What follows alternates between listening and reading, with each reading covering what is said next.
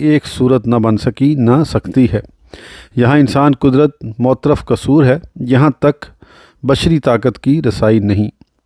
1300 برس کے زبان دان عاجز رہے، ہر قرن اور زمانے میں بدیان کمال اور زبان دانی کے صاحب کمالوں نے عرق ریزیاں کی، محنتیں اٹھائیں، مگر نتیجہ یہی ہوا کہ انہوں نے اس کلام پاک کی علو و برتری کے سامنے دعوے اور غرور کے سر عجز و نیاز کی خاک پر رکھے۔ کبر و تعالیٰ کی پیشانیاں اعتراف قصور کی زمینوں پر رگڑیں اور کلام پاک کی بے مثالی کا نقش ان کے قلب میں گھر کر گیا۔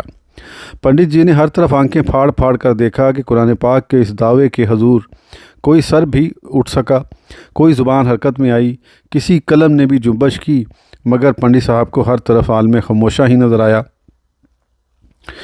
جہان سنسان تھا، کسی کے منہ میں زبان تھی نہ زبان میں حرکت، نہ کسی ہاتھ میں